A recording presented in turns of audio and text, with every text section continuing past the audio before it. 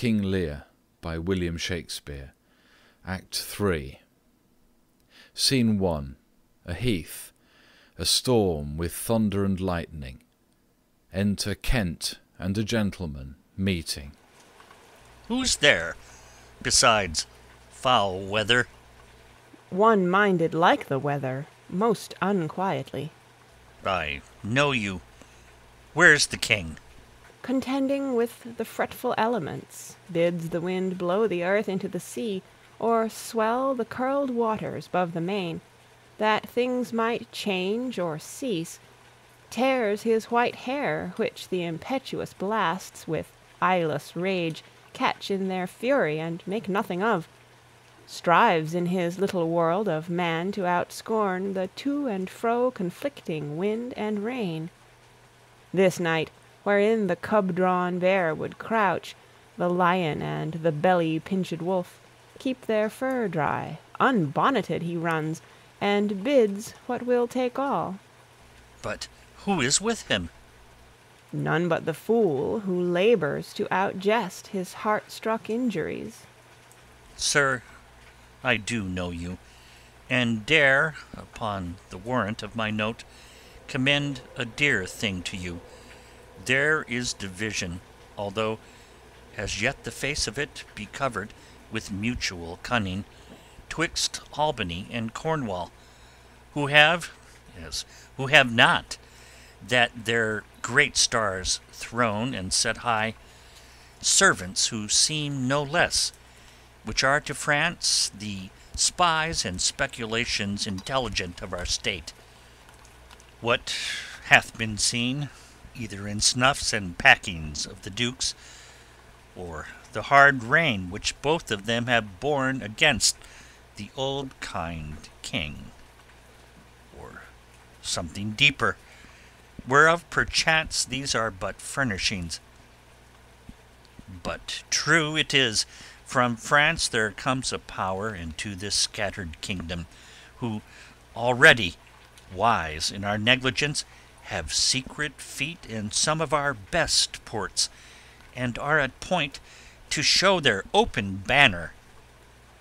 Now, to you, if on my credit you dare build so far to make your speed to Dover, you shall find some that will thank you, making just report of how a natural and bemadding sorrow the king hath cause to plain.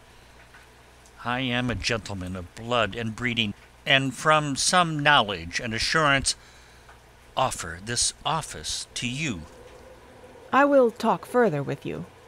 No, do not, for confirmation that I am much more than my outwall. Open this purse, and take what it contains. If you shall see Cordelia, as fear not but you shall, show her this ring, and she will tell you who your fellow is that yet you do not know. Fie on this storm! I will go seek the king. Give me your hand. Have you no more to say?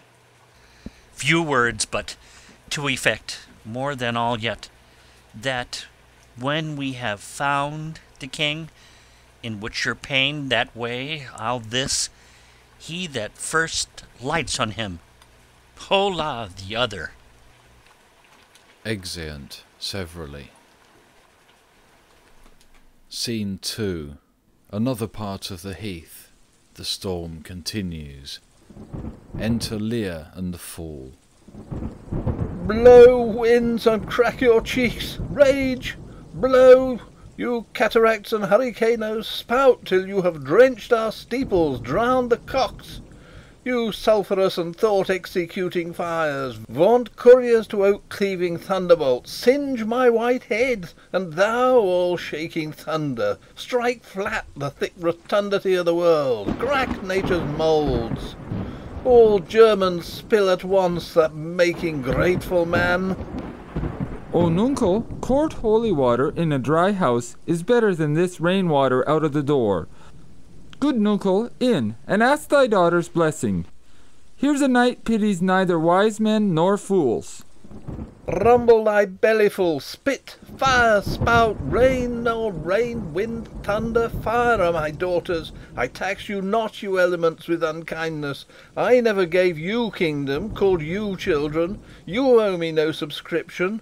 Then let fall your horrible pleasure. Here I stand, your slave, a poor, infirm, weak, and despised old man.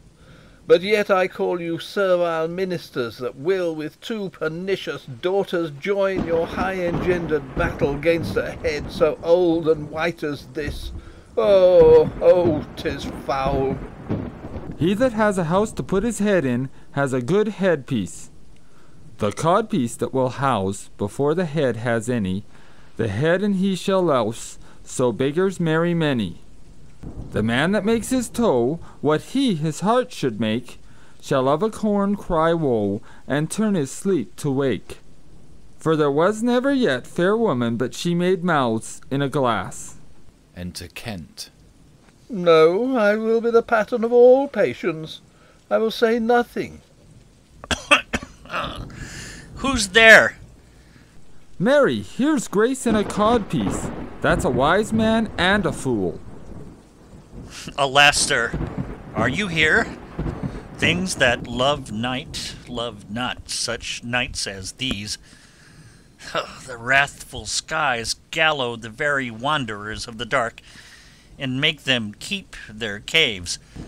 Since I was man, such sheets of fire, such bursts of horrid thunder, such groans of roaring wind and rain I never remember to have heard. Man's nature cannot carry the affliction, nor the fear. Let the great gods that keep this dreadful pother o'er our heads find out their enemies now. Tremble, thou wretch that hast within thee undivulged crimes, unwhipped of justice. Hide thee, thou bloody hand, thou perjured, and thou simular man of virtue that art incestuous. Caitiff to pieces shake, that under covert and convenient seeming hast practised on man's life. Close pent-up guilts, rive your concealing continence, and cry these dreadful summoners grace. I am a man more sinned against than sinning.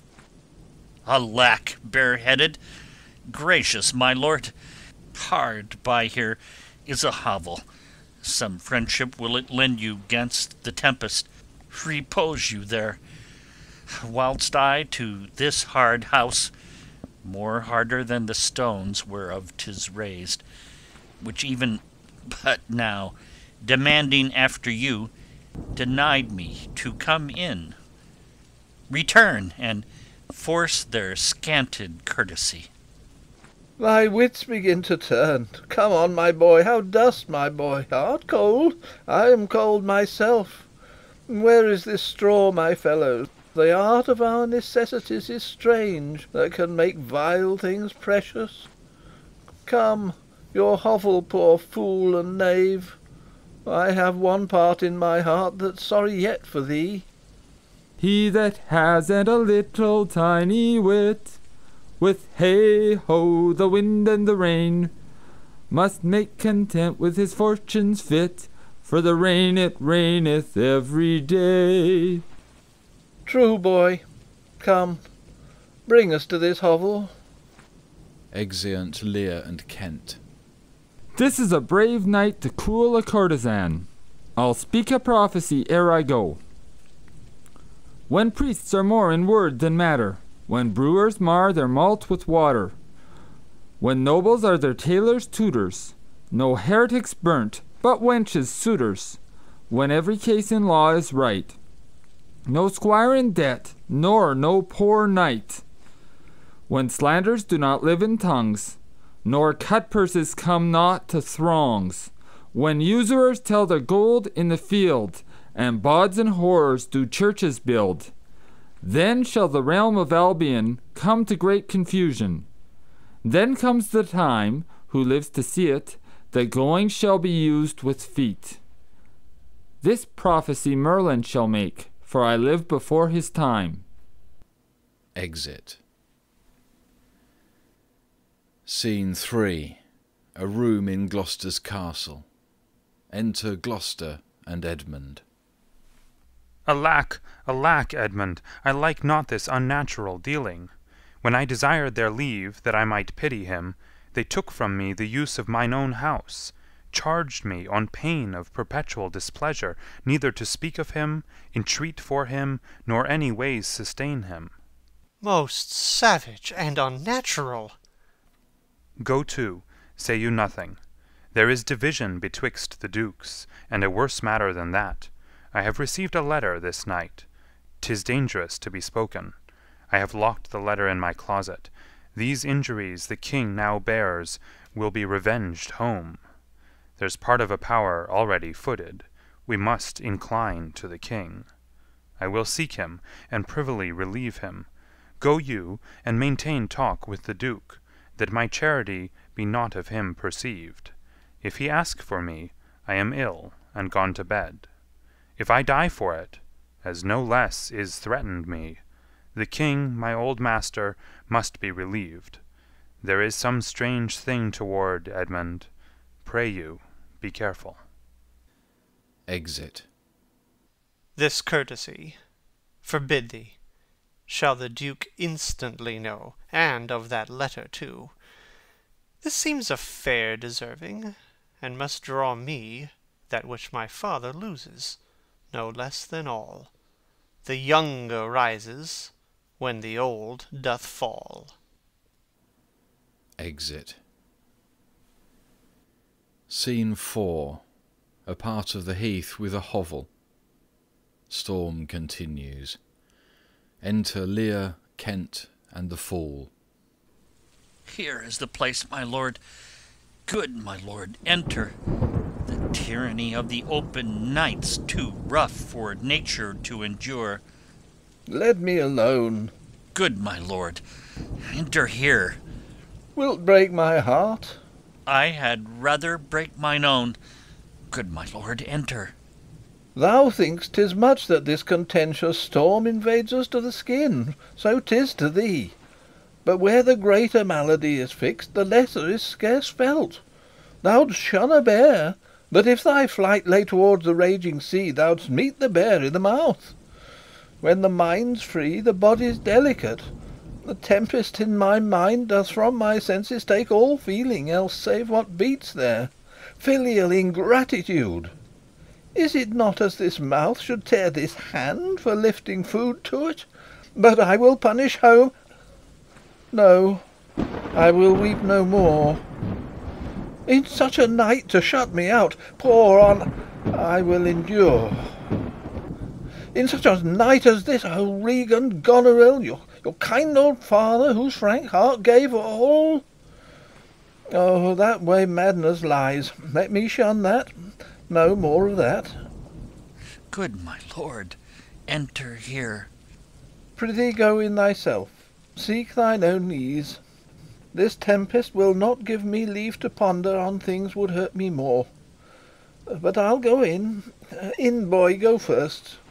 You, houseless poverty, nay, get thee in. I'll pray, and then I'll sleep. Exit the Fool.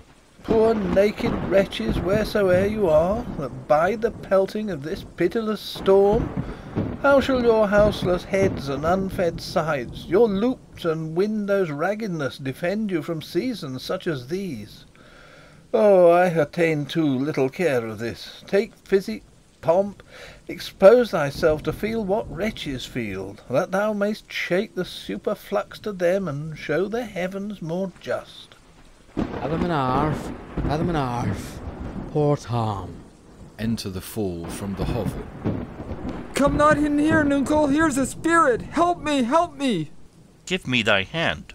Who's there? A spirit, a spirit. He says his name's poor Tom. What art thou that dost grumble there in the straw? Come forth. Enter Edgar, disguised as poor Tom. Away! The foul fiend follows me. Through the sharp hawthorn blows the cold wind. Go to thy cold bed and warm thee. Didst thou give all to thy 2 daughters, and art thou come to this? Who gives anything to poor Tom? whom the foul fiend hath led through fire and through flame, through ford and whirlpool, o'er bog and quagmire, that hath laid knives under his pillow, and halters in his pew, set ratsbane by his porridge, made him proud of heart to ride on a bay trotting horse over 4-inch bridges, to curse his own shadow for a traitor. Bless thy 5 wits. Tom's cold. Oh, doo-dee-doo, doo-dee-doo-dee, bless thee from whirlwind, star blasting and taking. Do poor Tom some charity, whom the foul fiend vexes. There could I have him now, and there again, and there. What? Have his daughters brought him to this pass? Couldst thou save nothing? Didst thou give them all? Nay, he reserved a blanket, else we had been all shamed. Now all the plagues that in the pendulous air hang fated o'er men's faults light on thy daughters. He hath no daughter, sir. Death, traitor! Nothing could have subdued nature to such lowness but his unkind daughters. Is it the fashion that discarded fathers should have thus little mercy on their flesh? Judicious punishment! 'Twas this flesh begot those pelican daughters. Pillycock sat on Pillycock Hill. Halloo, halloo, loo, loo. This cold night will turn us all to fools and madmen. Take heed of the foul fiend. Obey thy parents. Keep thy word justly. Swear not. Commit not with man's sworn spouse. Set not thy sweetheart on proud array. Tom's a cold. What hast thou been? A serving man, proud in heart and mind, that curled my hair, wore gloves in my cap, served the lust of my mistress's heart, and did the act of darkness with her. Swore as many oaths as I spake words, and broke them in the sweet face of heaven, one that slept in the contriving of lust, and waked to do it. Wine loved I deeply, dice dearly, and in woman out paramored the Turk. False of heart, light of ear, bloody of hand, hog in sloth, fox in stealth, wolf in greediness, dog in madness, lion in prey. Let not the creaking of shoes nor the rustling of silks betray thy poor heart to woman. Keep thy foot out of brothel, thy hand out of placket, thy pen from lender's book, and defy the foul fiend. Still, through the hawthorn blows the cold wind, says some nonny, Dolphin, my boy, sessa. Let him trot by. Why, thou wert better in thy grave than to answer with thy uncovered body this extremity of the skies. Is man no more than this? Consider him well. Thou owest the worm no silk, the beast no hide, the sheep no wool, the cat no perfume. Ah, here's 3 ones are sophisticated. Thou art the thing itself. Unaccommodated man is no more but such a poor, bare, forked animal as thou art. Off, off, you lendings. Come, unbutton here. He tears off his clothes. Prithee, nuncle, be contented. 'Tis a naughty night to swim in. Now, a little fire in a wild field were like an old lecher's heart, a small spark, all the rest one's body cold. Look! Here comes a walking fire. Enter Gloucester with a torch. This is the foul fiend Flibbertigibbet.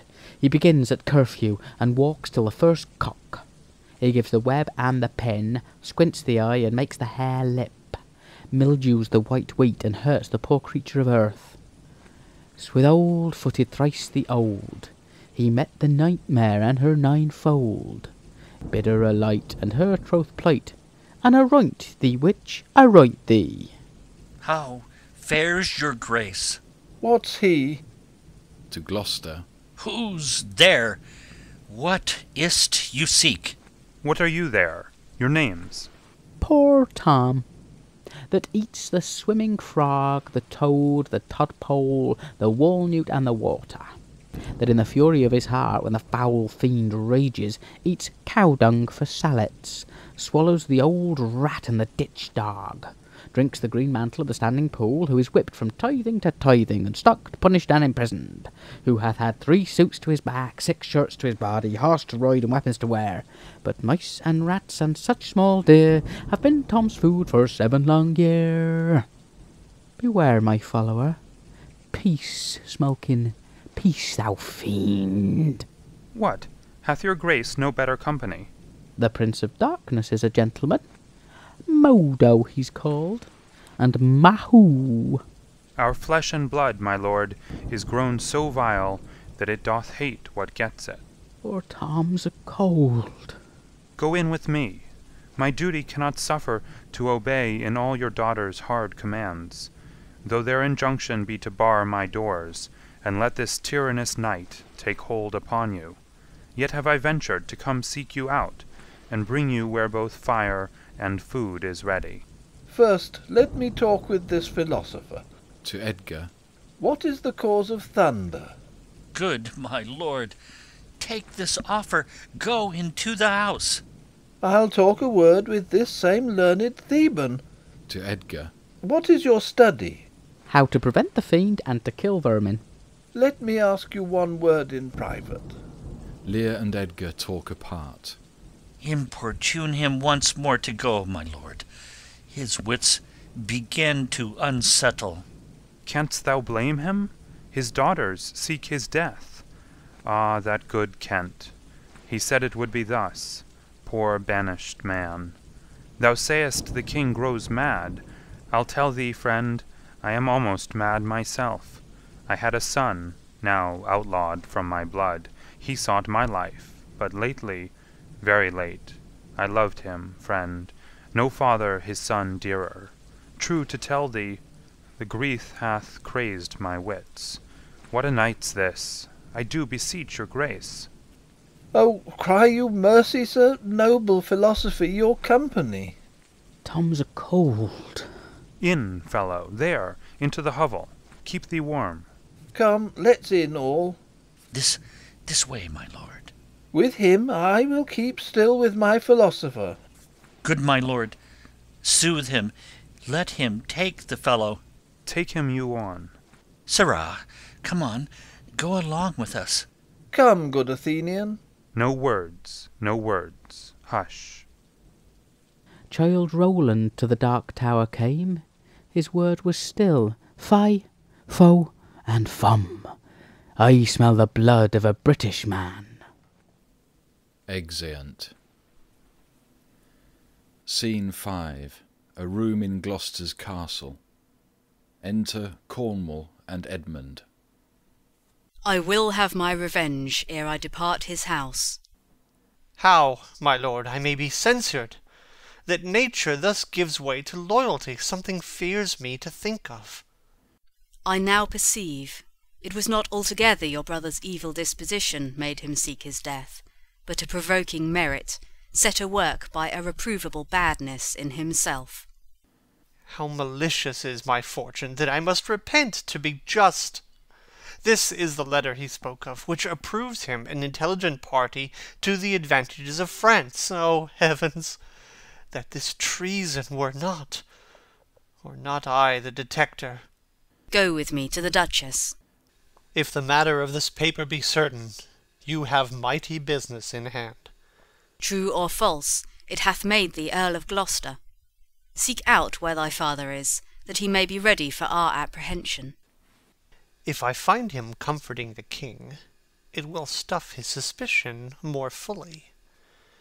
I will persever in my course of loyalty, though the conflict be sore between that and my blood. I will lay trust upon thee, and thou shalt find a dearer father in my love. Exeunt.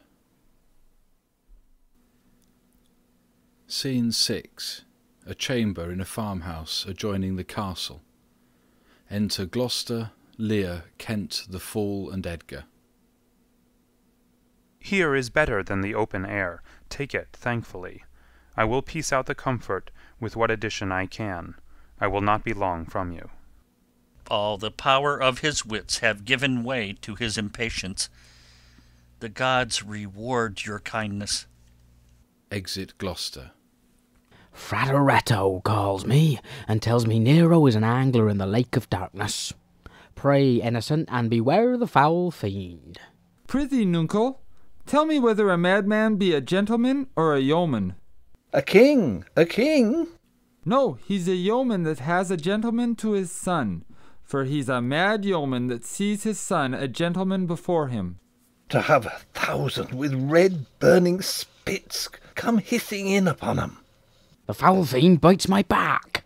He's mad that trusts in the tameness of a wolf, a horse's health, a boy's love, or a whore's oath. It shall be done. I will arraign them straight. To Edgar. Come, sit thou here, most learned justicer. To the fool. Thou, sapient sir, sit here. Now, you she-foxes.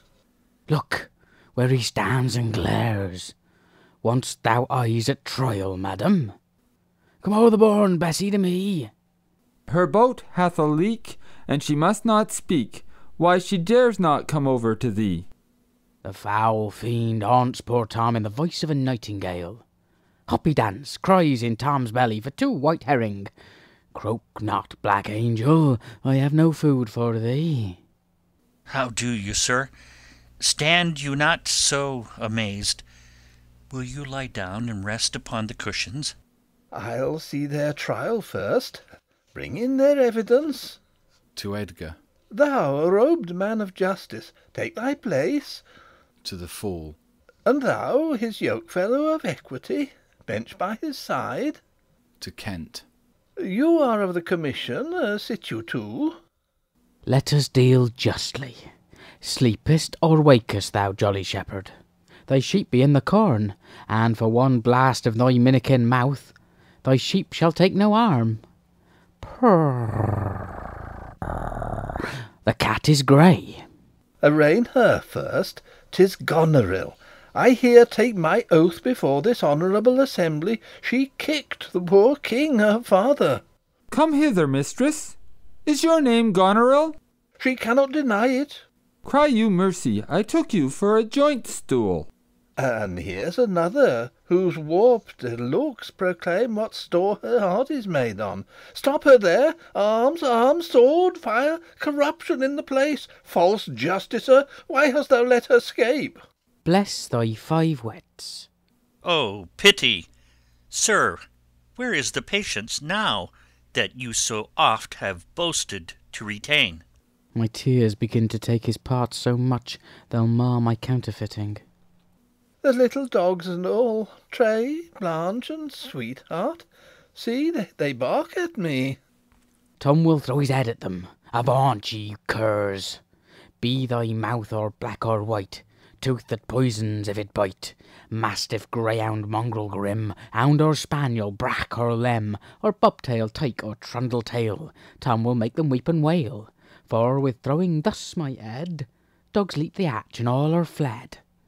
Do dee dee dee, sessa. Come, march to wakes and fairs and market towns. Poor Tom, thy horn is dry. Then let them anatomise Regan, see what breeds about her heart. Is there any cause in nature that makes these hard hearts? You, sir, I entertain you for one of my 100, only I do not like the fashion of your garments. You'll say they are Persian, but let them be changed.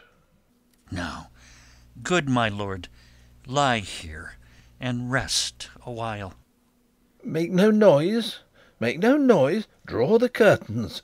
So, we'll go to supper in the morning. And I'll go to bed at noon. Enter Gloucester. Come hither, friend. Where is the king, my master? No, here, sir, but trouble him not. His wits are gone. Good friend, I prithee, take him in thy arms. I have o'erheard a plot of death upon him. There is a litter ready. Lay him in it, and drive towards Dover, friend, where thou shalt meet both welcome and protection. Take up thy master. If thou shouldst dally half an hour, his life, with thine, and all that offer to defend him, stand in assured loss. Take up, and follow me, that will to some provision give thee quick conduct. Oppressed nature sleeps. This rest might yet have balmed thy broken sinews, which, if convenience will not allow, stand in hard cure. To the Fool. Come, help to bear thy master. Come, come, away! Exeunt Kent, Gloucester, and the Fool, bearing off the king.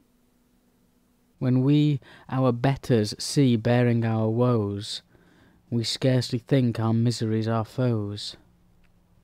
Who alone suffers most i' the mind, leaving free things and happy shows behind. But then the mind much sufferance doth o'erskip, when grief hath mates in bearing fellowship. How light and portable my pain seems now, when that which makes me bend makes the king bow. He childed as I fathered. Tarm away, mark thy noises, and thyself bewray, when false opinion whose wrong thought defiles thee, in thy just proof repeals and reconciles thee. What will hap more tonight, safe scape the king? Lurk, lurk. Exit. Scene 7. A room in Gloucester's castle.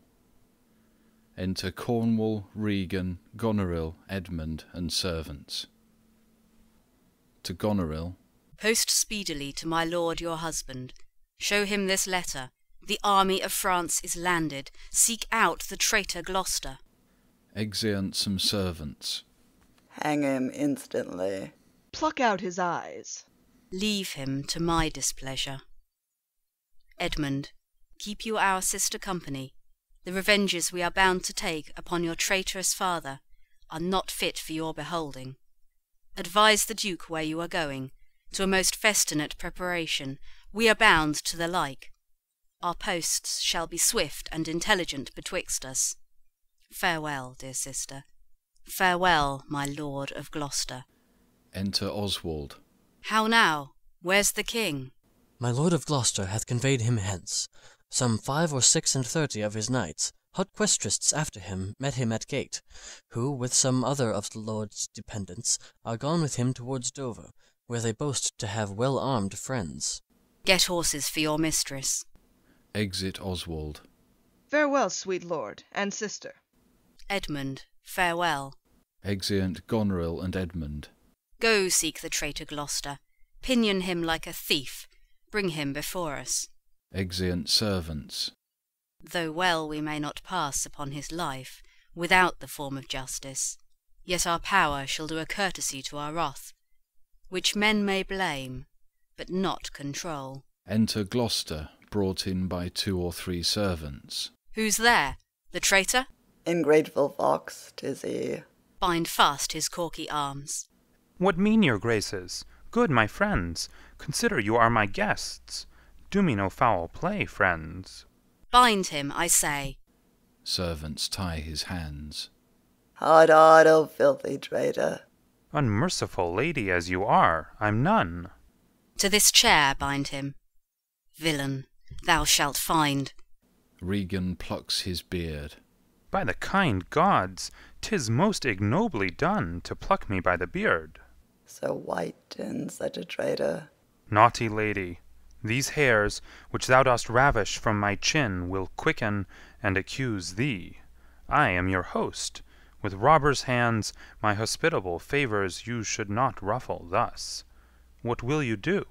Come, sir, what letters had you late from France? Be simple answered, for we know the truth. And what confederacy have you with the traitors late-footed in the kingdom? To whose hands have you sent the lunatic king? Speak. I have a letter guessingly set down, which came from one that's of a neutral heart, and not from one opposed. Cunning. And false. Where hast thou sent the king? To Dover. Wherefore to Dover? Wast thou not charged at peril? Wherefore to Dover? Let him first answer that. I am tied to the stake, and I must stand the course. Wherefore to Dover, sir? because I would not see thy cruel nails pluck out his poor old eyes, nor thy fierce sister in his anointed flesh stick boorish fangs. The sea, with such a storm as his bare head in hell-black night endured, would have buoyed up and quenched the stelled fires, yet, poor old heart, he holp the heavens to rain. If wolves had at thy gate howled that stern time, thou shouldst have said, Good porter, turn the key. All cruels else subscribed, but I shall see the winged vengeance overtake such children. See it thou shalt never. Fellows, hold the chair. Upon these eyes of thine I'll set my foot. He that will think to live till he be old, give me some help, O cruel, O ye gods! One side will mock another, the other too. If you see vengeance. Hold your hand, my lord. I have served you ever since I was a child, but better service have I never done you than now to bid you hold. How now, you dog? If you did wear a beard upon your chin, I'd shake it on this quarrel. Cornwall draws his sword. What do you mean? My villain. He lunges at him. Nay then, come on, and take the chance of anger. He wounds Cornwall. Give me thy sword. A peasant stand up thus. She takes a sword and runs at him behind. Oh, I am slain! My lord, you have one eye left to see some mischief on him. Oh! He dies. Lest it see more, prevent it. Out, vile jelly. Where is thy lustre now? All dark and comfortless. Where's my son, Edmund? Edmund, enkindle all the sparks of nature to quit this horrid act. Thou treacherous villain, thou call'st on him that hates thee. It was he that made the overture of thy treasons to us, who is too good to pity thee. Oh, my follies! Then Edgar was abused. Kind gods, forgive me that, and prosper him. Go thrust him out at gates, and let him smell his way to Dover. Exit a servant with Gloucester. How is it, my lord? How look you? I have received a hurt. Follow me, lady. Turn out that eyeless villain. Throw this slave upon the dunghill. Regan, I bleed apace. Untimely comes this hurt. Give me your arm. Exit Cornwall, supported by Regan. I'll never care what wickedness I do, if this man come to good. If she live long, and in the end meet the old course of death, women will all turn monsters. Let's follow the old earl, and get the bedlam to lead him where he would. His roguish madness allows itself to anything. Go thou. I'll fetch some flax and whites of eggs to apply to his bleeding face. Now heaven help him. Exeunt by opposite doors. End of Act 3.